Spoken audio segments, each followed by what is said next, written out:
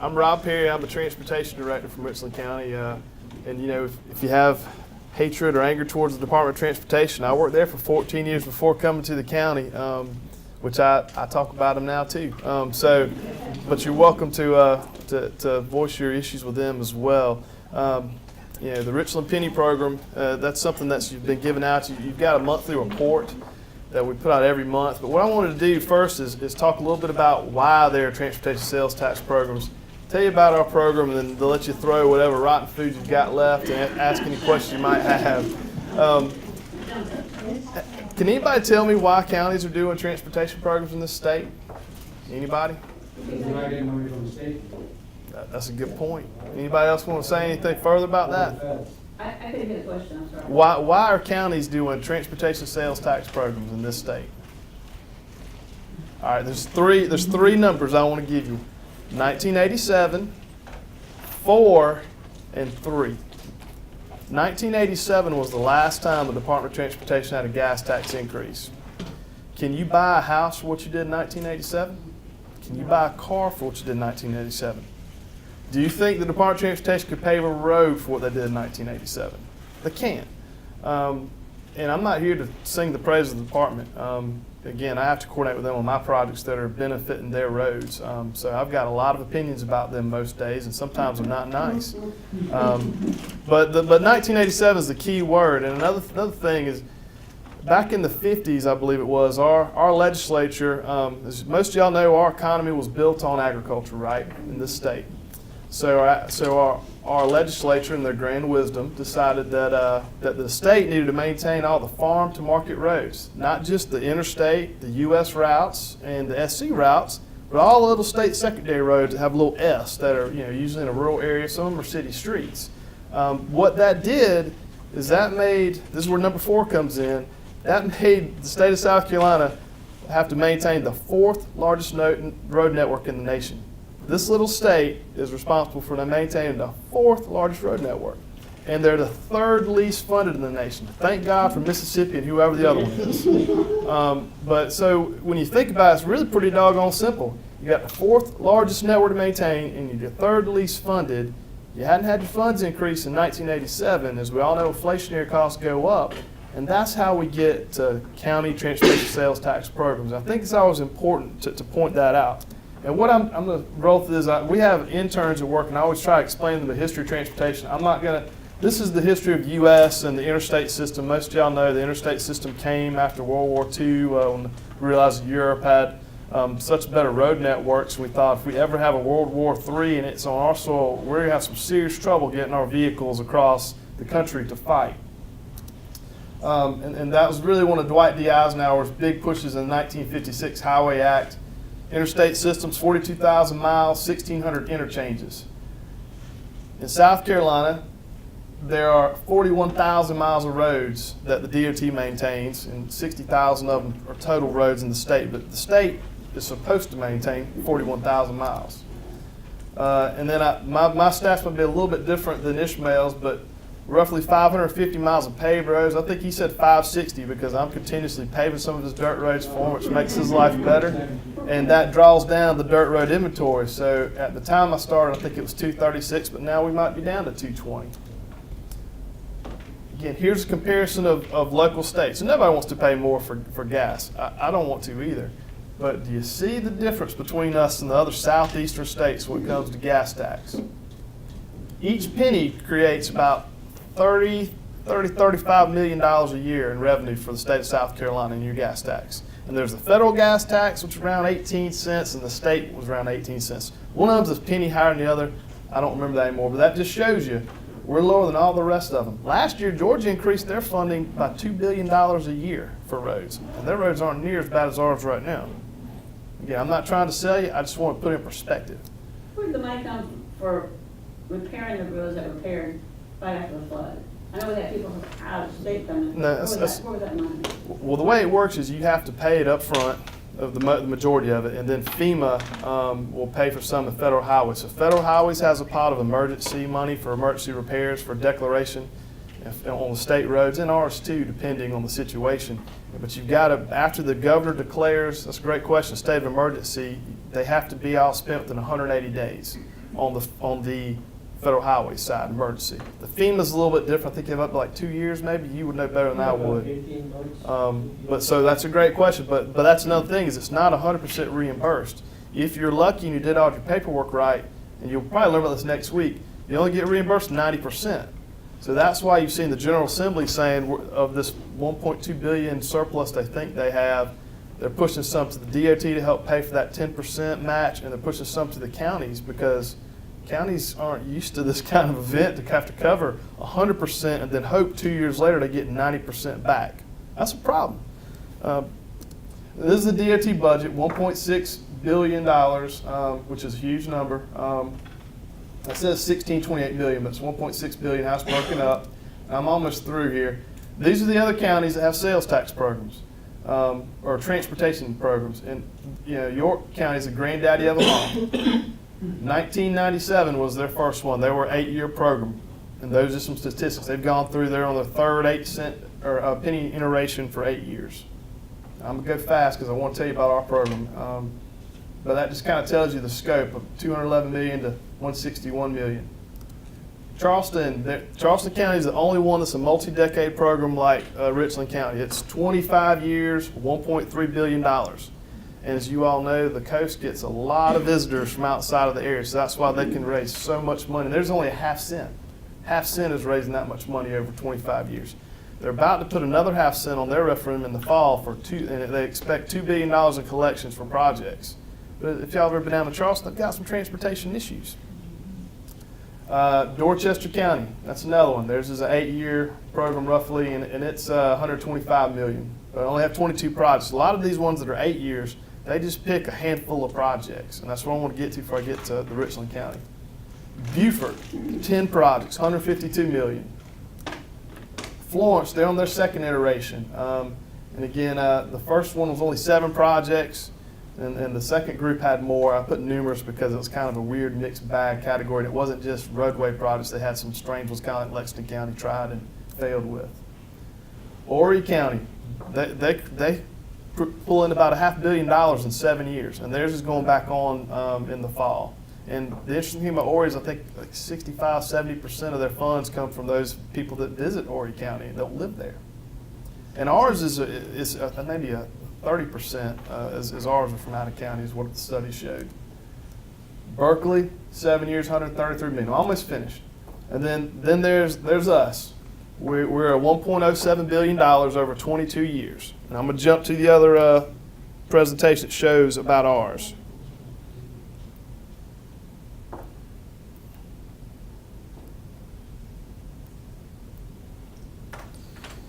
All right, so here's our program.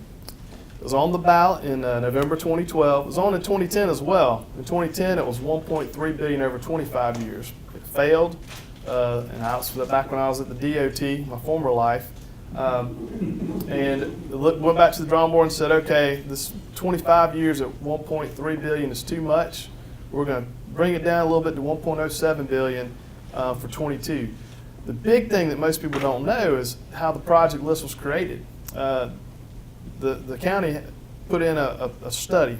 Parsons Braycroft was the consultant that did the study. And the projects were selected by a 39-member citizens group, which is great. But sometimes when I talk to the Department of Transportation, they say, well, why did you pick that project? We would have done this one over here. But just because they would have picked it doesn't make it the right project. They have different missions and goals. But we're broken up into 4 big categories. $300 million goes to CMRTA, the comment, to not only run the buses on their existing services, but to increase them, the services. $656 million go to major transportation projects, big road widenings, intersection improvements. $80.8 million go to bike ped greenways. And that's, again, bicycles, bikeways, pedestrian or sidewalks, and the greenways are things like what you'd see at Casey Riverwalk. And there are hundreds of projects between sidewalks and bikeways. These are the milestones, the big ones. It was on the ballot in November 2012. April 2013, council selected members to be in a citizens group, a transportation advisory committee that meet once a month, 15-member group. The collections didn't start being collected until May of 2013. And then we didn't actually get the first collection until October of 2014, probably 2013. So, and I started in August. As most of you may recall, how many of y'all were in Richland County when it was on the referendum? Yeah, and did y'all wait in lines for like 6 hours like I did to vote? I know I emailed my senator not happy about it. So, but there were two questions that night on the referendum. They were both very important. One was, will you allow the county to collect 1 cent on the dollar for up to 22 years, or when 1.07 billion is collected, whichever happens first? And the second one was just as important. It was, will you allow the county to bond up to $450 million to get things done quicker? Because otherwise, you'd be waiting 22 years to see that intersection by your house improved, and I don't think anybody wants to wait that long. In Charleston, again, they're the other multi-decade program. They had the two questions, and their second one was, will you bond as well to get things going? So thanks to both of them passing with a yes, we're looking at about a 10-year program to get everything done, and then the other 12 years we'll be paying back debt service from bonding. Question. Yes, sir. What type of bond was that? I wish I could answer that. You'd have to talk to our finance folks. I just know when we get the bonds and what the payouts are, so I can balance my checkbook, for lack of a better term, and what the rates are. But the interest rates have been really good. I think on our first $50 million, it was a bond anticipation note. The interest rate was like less than 1%. It was like 0.3 or something. Because we have, I think, a 4-star rating. It's those of your finance folks are going to tell me all the things I just said wrong. But it's cheaper to bond right now than the inflationary cost for construction, because construction costs typically inflate around 2 to 3% a year. Who would I talk to get information on that? Put you in touch with Ms. Olive Daniels. Yeah, our CFO, our finance director, even though if I call him the same. In reference to the referendum, I think what really enabled that to really pass over greatly was that of the meetings that they had in the different areas. Mhm. Because I attended like three separate areas, and it was really explained to the people in the community what it was really all about. It was like pretty much what you said, slide, it was really broken down. Well, I'm glad to hear that, because there are things that, since I didn't come on till after the passage of the penny, I was at the DOT, I know somehow they got it passed and there was an educational campaign, but there are some questions I can't answer if it was before I started. Other big milestone of the 700, if you looked at that pie chart, you added 656 million and the 80.8 million in Bike Ped Greenway, there's 736 million in projects, and hundreds of projects.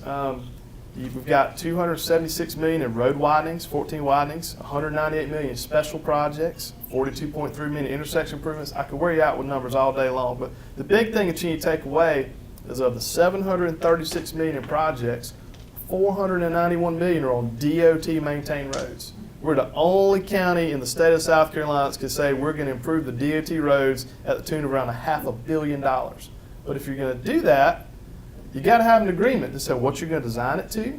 And at the end of the day, when the project's done, it's their road again, because there aren't maintenance funds in a capital transportation program. So when we widen Bluff Road, Atlas Road, North Main Street, Clemson Road, when construction's finished, this is theirs again. And I know a lot of citizens don't like that because they aren't happy with the amount of maintenance the Department of Transportation does, or lack thereof. But that's the facts of the matter. So we've got an agreement that says how we're going to develop the plans, how we're going to turn it back over to them, how we're going to acquire the property. And then we established a penny office. What we did is, when I started with the program, I had 4 pieces of paper that had the hundreds of projects on the list. Then I had a ranking criteria that County Council passed back in April of 2013. That's all I had. And I said, go. So we had to rank the projects to figure which ones to do first. And we ranked them by category, because there's no reason to rank a widening project versus a sidewalk project. They're completely different kinds of projects. And then the next thing, program development team, there are 3 different ways you can deliver these capital projects. You can staff up with new county staff, and so you could hire 100 or so people. You can give the money to the Department of Transportation and hope that they get that project done on the same schedule as they get their projects out, which in a lot of cases aren't good. And they aren't going to treat your project as nice as they treat theirs. Or you can outsource. You hire a program management team to come in, and that way when the work's done, they go away and you didn't grow government. And so Richland County Council elected to go with the program management team, which is most of those counties that I showed in that other PowerPoint have done. This is the breakdown of the projects by major category. It's very diverse. These are the things that the program development team does. It's 13 total firms, 7 of them are small local businesses in Richland County. So they manage it, they handle the utility coordination, they purchase the right-of-way, they inspect the roads and construction, they put together bid documents when we say, hey, contractors, submit bids. These are all the things they do. One thing that we did break out, if any of you live on dirt roads or have you ever lived on a dirt road? Well, we've got $45 million for dirt road paving, and that sounds like a lot of money, but at 236 miles, we'll be lucky if we get 60 or 70 miles paved. But if you look at Lexington County, that has around 700 miles, 650 miles dirt roads, we're doing pretty good. Now, I wouldn't say that to you if you lived on a dirt road and weren't happy, but it's the facts of the county. Horry County, they've got around 500 miles of dirt roads, so that they're putting around $60 million in each one of their 8-year iterations to pave dirt roads. But so what we did is the dirt roads, that sounds real easy, but it's a lot harder than it sounds. So we have our own specific team that's designing those projects, and the reason being is we have to do a consent denial process. Since we don't have enough money to pave all the dirt roads, and most people, I heard somebody say lived in Blythewood, there are a lot of people in horse country that don't want their dirt road paved. They want to keep it dirt, and I respect that. And I don't want to waste county, your taxpayer money to pave a dirt road or people don't want it paved. So what we do is we send out letters to everybody that lives on a dirt or has property on a dirt road and say, would you like it paved? And if 25% or greater say no, we drop it off the list, move to the next one. But then we still have to get some right of way that Ishmael was talking about, because some of these people own the right of way at the property all the way up to the center line of the dirt road, but Ishmael's group has been maintaining for years through a prescriptive easement. So you got to go back and clean up that's going to be the county's right of way. Otherwise, later when Ishmael has to go and maintain it, he's got somebody yelling at him that he doesn't know he can't touch that piece of road that we spent your taxpayer money putting asphalt on. That's a problem. Is there certain materials that you use, or you have to use in doing the roads? We do. There are a couple ways you can do it. Most people think, and I'll send an email about a dirt road in the back while Ishmael was giving his presentation. Most people think you just go to a dirt road, throw asphalt on it, you're done. That couldn't be farther from the truth. Sometimes I think they do. Well, you go to some I've seen built in Lexington County, you probably think that. But what we do is you widen the road to two-way traffic, because we weren't going to build roads that couldn't sustain two-way traffic. That's a liability. It's not fair to you all that want to use it. You build the ditches, because if you can't get the water off the road, it's going to crumble right away. And those are the ones we're talking about that I've seen in some Lexington County projects that they're trying to correct. And then you have to do some stabilization of the dirt that's there. So you can either mix cement into it and essentially wet it and compact it and then put asphalt down on it, which is what we do in most cases. Or you do like Horry County does and just pretty much put rock on top of it and compact it, put asphalt on it. So we have some options, but that's how we build them. And by converting a dirt road to a paved road, it reduces his maintenance costs and your taxpayer costs to maintain the roads. So that's how we do it. Some other things that you've got to do before you start a $1 billion transportation program. Most counties don't relocate hundreds of millions of dollars utilities. They don't buy right-of-way property for major projects. That's not something they do. So we had to get these manuals to specify how we do things. Otherwise, you're going to look back and wonder why you did what you did. Any of you ever dealt with the U.S. Army Corps of Engineers or DHEC? Well, if you build a road, or say you're building a new hotel or whatever, if you impact wetlands or streams, you essentially have to mitigate that somewhere else. You have to protect it. It's almost kind of the same as if you think about the power plants with the cap-in trades that they do now, wetlands and streams are the same way. So for Shopper Extension, I'm filling in 2 acres of wetlands here, I need to buy credits to safe in a couple acres over here. Sometimes it's more than what I damaged. And it's a good thing, but it creates a lot of problems to get things built. That's why a lot of people complain about how long it takes for regulatory agencies to get permits.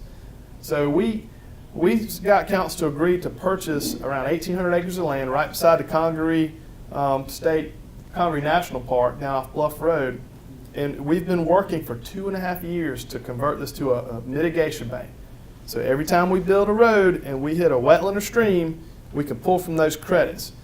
That contract started February of 2014, and we just got it signed last week from the U.S. Army Corps of Engineers. So over 2 years it took. And most of you think, well, that's just, why would you waste your time doing that? But that's one of the reasons why I'm going to bring up Florence County, and I had them on slide.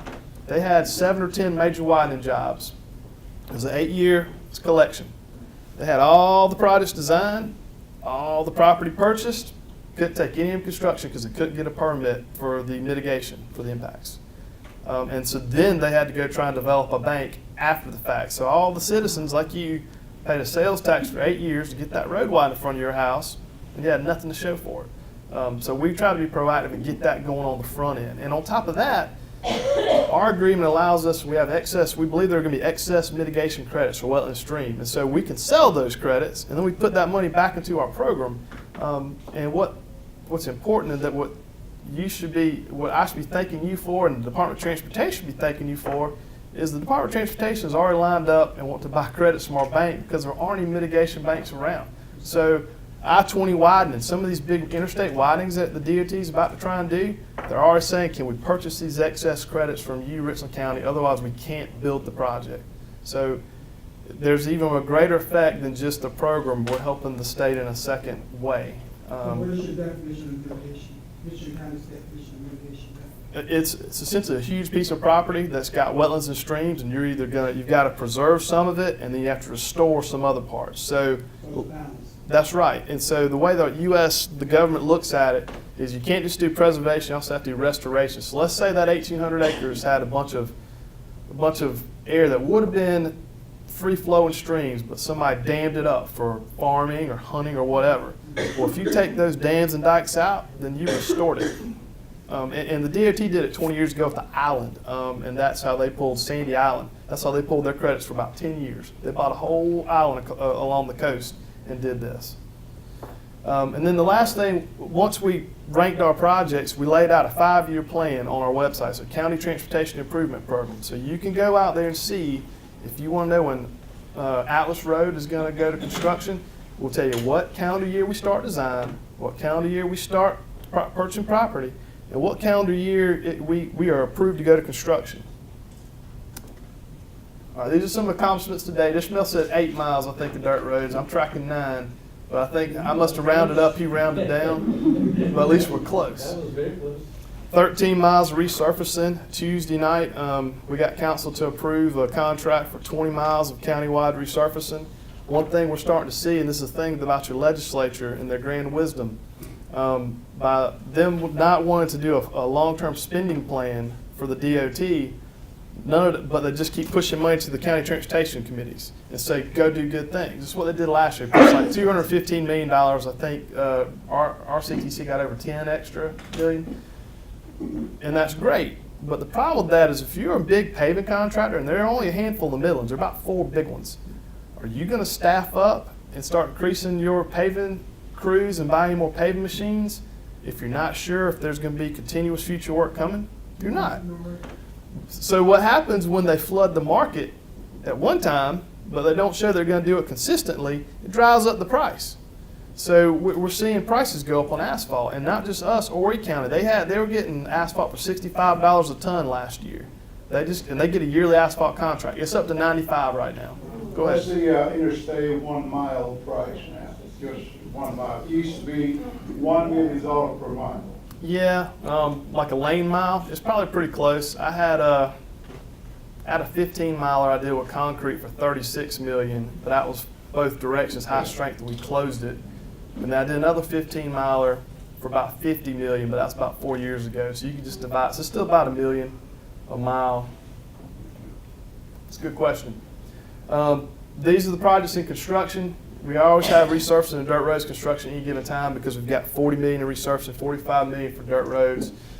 Green Street Phase 1, if you ever go to Colonial Life Arena, it's a mess right now down there with all the student housing, but one of the Richland Penny projects is to make Green Street more pedestrian friendly, because that's where we all go to events and where all the students walk, and there's the convention center right next door. Just gonna have a new bike path, pedestrian accommodations, and a huge 500-foot by 500-foot elevated square right there in the middle there's one in Raleigh. It's similar to it. So that'll be finished this summer.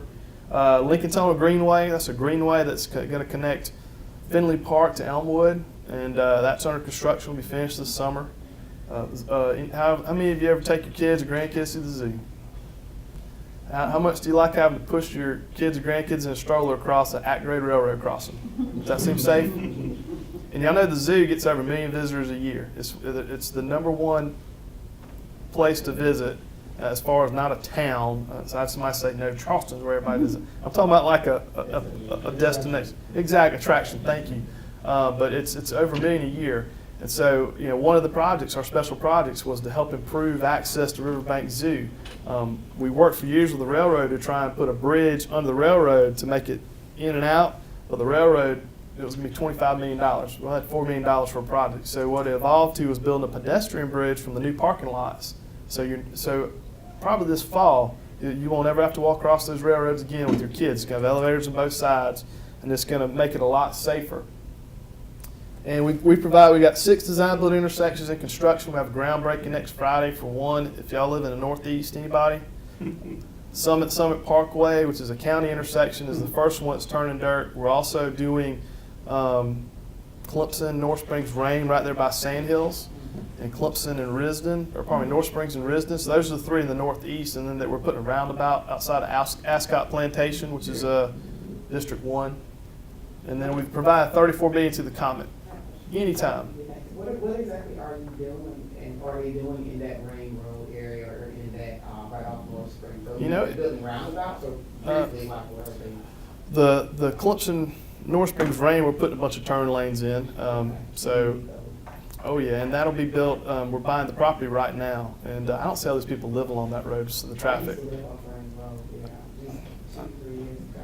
Well, I'm glad I'm sure you're happy to be somewhere quiet. But it is hard. That's something from the county level. Is the state's very good at going to somebody and saying, "Here's your," and we use the Uniform Act, the Federal Uniform Act, to acquire property. So we get an appraisal, we make you a fair market offer. The DOT has to prove that we had the right offer amount, that we didn't inflate it or try and make it low. But it's tough, looking at somebody that's on that corner and saying, "I'm gonna need an extra 30 feet," and your front yard's already on a major highway. It's not a fun job. And these are all the public meetings we've had. We've had 16 public meetings. We have a couple big public meetings for the major widening jobs, intersection improvements. And if any of you are members of a civic organization or a church and you ever want to come speak, or you just want to vent, anything you want, you can go to our website at richlandpenny.com and sign up, and we'll come speak. You just tell us what you want us to focus on. If you want us to talk about greenways, the program in general, widenings.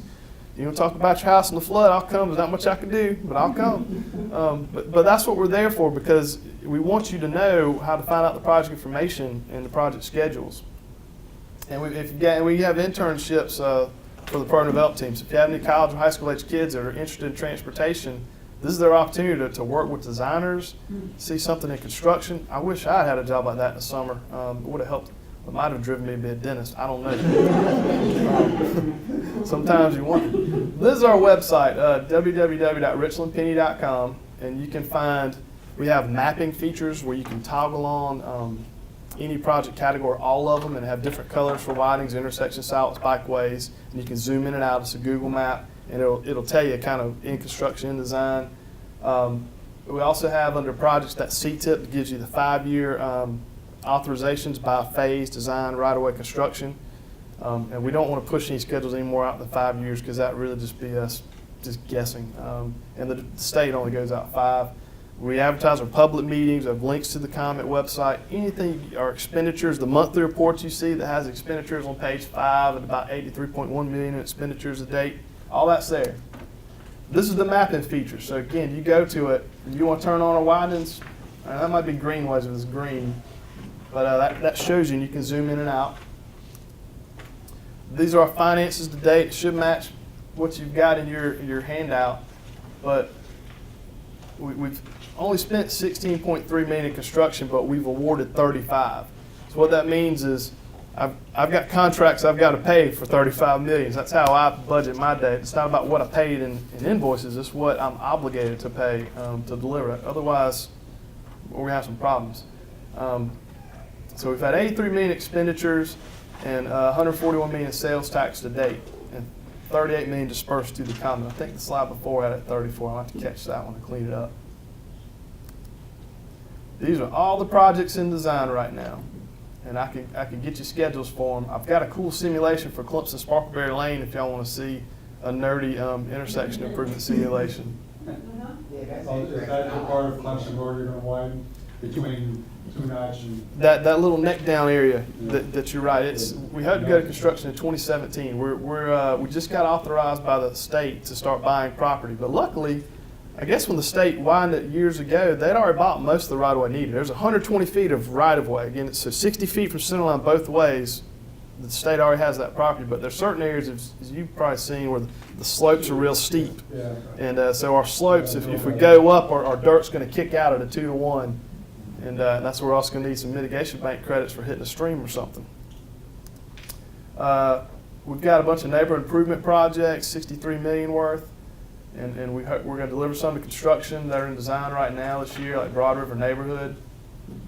Gills Creek Greenway, some of you saw, we had a public meeting a few months ago. There were 325 people there, and it was so close to the flood we delayed it, but it takes years to get projects to construction, so you don't want to delay them forever. So we went in and had that meeting. And Three Rivers Greenway, that's one where I think it's a 3-mile greenway that's going to connect you. Eventually, you'll be able to get from the State Museum to the zoo without driving. But you could walk or ride a bike. Phase 1 is going to be the 3 miles just on the other side of the river, and Phase 2 will be the bridge connecting. But again, can you imagine a couple of years from now looking back and saying I was able to take my grandkid to the zoo, and I never had to drive a car. I took him to the museum, Red Adventure, that morning, and then we took a nice little stroll. These are all the ones that are scheduled for design this year per the CTIP. And this is a big spread.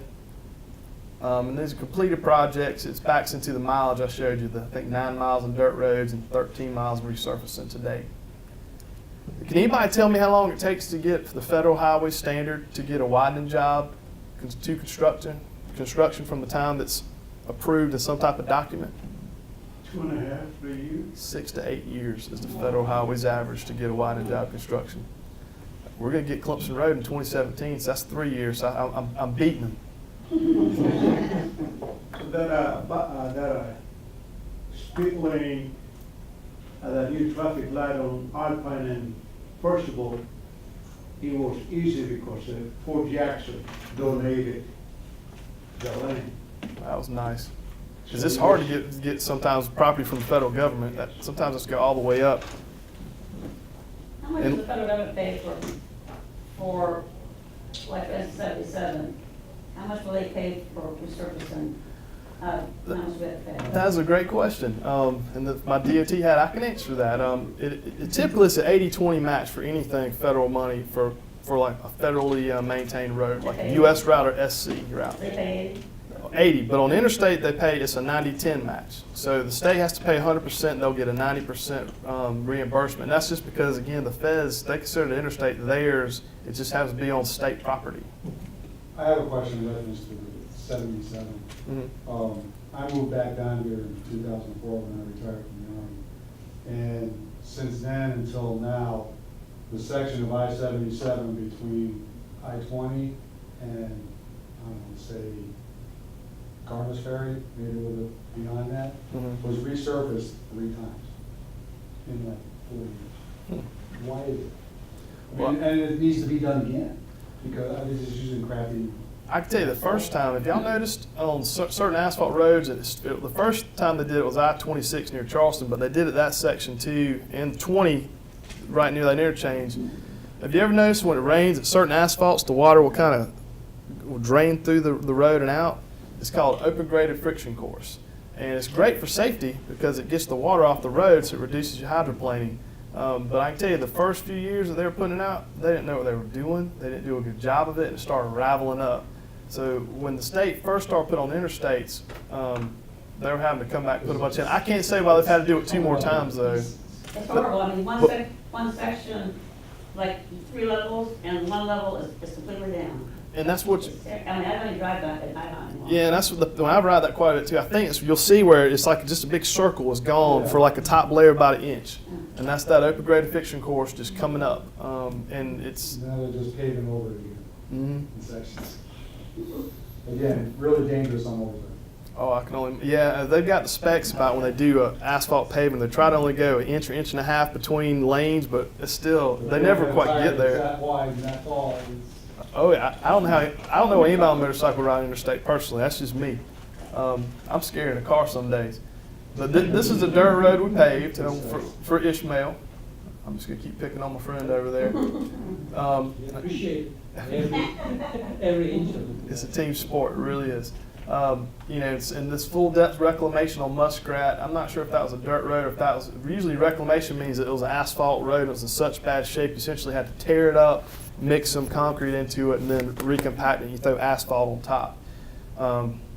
And this is Inna Vista. This is Green Street right beside the Darla Moore School of Business on the right. We had a big argument with the state about this one because it's a city road, a county project, but then there was a DOT commissioner that didn't like that we were reducing 4 lanes down to 2, even though the traffic down there is pretty minimal. It's one of those things where sometimes government entities don't get along. But we won. This is the Lincoln Tunnel Greenway that I talked about.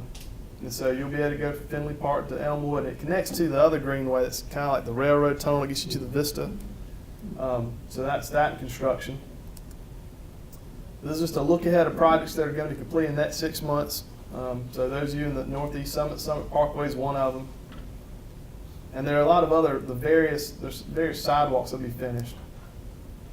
These are projects going to construction. We have $110 million in construction going this year. That will be new construction. So again, year 3, not too bad when you got a $736 million list of projects. It takes a few years, but compared to federal highways, we're whooping them. If you went to our CTIP, this kind of is broken down by each project. So you can see which year. Clemson Road is 2015 for design, construction 2017. Hardscrabble Road, that's forward. Thanks to you, the citizens, you voted yes. And if it weren't for the yes vote, Hardscrabble Road wouldn't be widened. The Department of Transportation has been managing that project, and the county has put $29.8 million towards that project to make it whole, fiscally whole. This widen it from Fair Road all the way to Kelly Mill. And we've been ready to cut that check for about 2 years now. They've not been on schedule. But it's supposed to be bid July of this year is when we're taking bids. We have a transportation, a citizens group, and the big thing that the counselors that tell me the reason why they established them before I was with the county was to make sure that there wasn't money moved to projects that weren't on the list, that the funds were not diverted to other departments, and those were the 2 big things they wanted them to do. And so that's every year. That's why we typically have a state of the penny where the citizens group says, hey, they're doing it the right way. And that's why we put so much on the website. We have the original project list on the website, and we have a 5-year plan, so you could see it. But you're right, and we do a financial audit every year. We're about to go through a specific audit for the program because the audit we just did was all the county funds. But in an effort to assuage some concerns out there, we're doing one specific to the program, just because the perception is one thing, the reality is something else. Well, the good thing is we only have really 2 discretionary pots. When I say discretionary, they're not specific for individual roads. At the time of the referendum, there was the $40 million in county road resurfacing and $45 million in county road dirt road paving, because we realized that there might be a bunch of people that move on this dirt road. There wasn't anybody in 2006, but doggone, there might be 20 of them in 2015. So, and the same thing with resurfacing county roads. You might have a lot of traffic from construction that tear up a county road all of a sudden. So we've got that latitude on the county roads. Now on the listed projects like widenings, we don't have that latitude. But if we got all the projects built and we have a savings, that's when you'd have to look and say, all right, we've got a savings. But do we do a project that was on our medium list that was unfunded? Do we go to the state and say, let's partner? But I got to get all the ones built first before I can start looking at any new friends. Yeah. I was going to show you one quick video, and this is the website at richlandpenny.com. But if any of y'all want a nice geeky video before you go home, I'm going to make you watch it. Any of y'all ever go to Clemson Sparkleberry Road? Yep.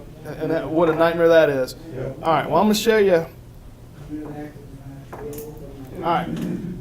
We had a public meeting December 3rd of last year, and I'm just going to walk over here and show you.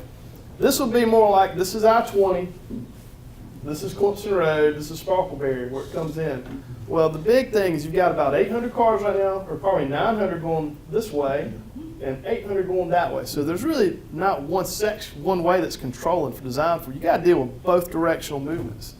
The DOT design would require a double left, 2 left turn lanes going this way. But you don't have enough storage to store all the long cars because the interstate's right here. Your storage gets you back here. So if we build you a intersection improvement here, the old DOT way down here, then about 5 years from now, the intersection's failing again, and you're like, great, you know, you fix it for a couple of years, you spent $7 million, and it stinks again.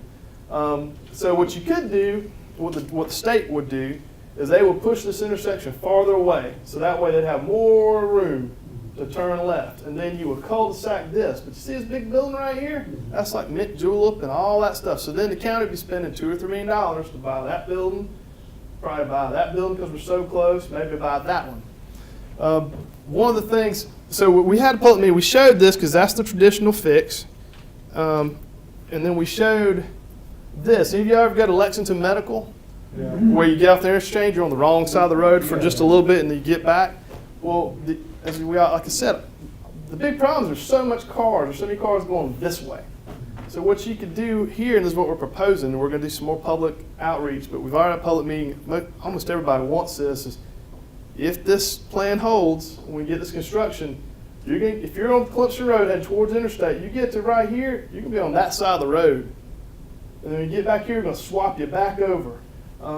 It would force us to have to purchase Frank's Car Wash, and we'd relocate it.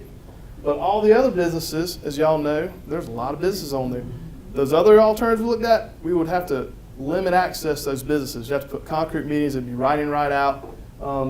This has the least impact to properties, and it's actually the cheapest right of acquisition. So we will pay him to relocate. He might decide he wants to build back here, whatever. But this is the fix, but it's outside the box. You know, those of us in the U.S. aren't used to riding on the wrong side of the road. I had to do that. Yeah, so I'm going to show you a simulation of what it looks like with the cars moving, and then I'll leave you alone. So again, you see how this is modeled for the 20-year. When the DOT designs a road, they're supposed to design an intersection or widening job to handle traffic 20 years from the design year. And as you can see, if you're trying to go this way, you got this curve, you're free flow, there's no light holding you back. If you're coming this way, you got the option, since you're now swapped over here, if you want to go up Sparkleberry, you're on that side of the road. You don't have to stop. Just keep on rolling. And you keep on, and there's going to be a signal here and a signal here. And then the same thing down here. You know, you're stacked, but you curve. You don't see any cars backing up. And this is be out in the year 2037. Can you point out where which road, that road right there, that's Clemson? This is Road? Clemson. Right. This is I-20. Whoop, and that was Sparkleberry up there. It was. Had to pay the light bill. Yeah, they got tired of running. But yep, so this is I-20 down here. This is where Sparkleberry comes down. The Sumos is right there, and Mint Julep, that was where the bank is right there. Okay, yeah. But you see, because since so many cars are going up here, by flopping the other side of the road, you're allowing free flow essentially up to that area. But that's a road there already right now, right next to Mint Julep. You can go through the back. It is. We would just have to upgrade it to handle more traffic, Mhm. yeah. But again, these are the things that, thanks to the penny, we're gonna if we can get everybody still on board. I don't know how Frank's gonna feel about moving his car wash, but we're gonna pay to move it. Things are gonna be so much better for traffic. So I just want to thank all of you, even if you weren't supportive of the penny, it's okay. I'm not supportive of some things some days myself, but just give us some time. By the end of this year, if we have 110 million in construction, I think you'll see we're doing it the right way.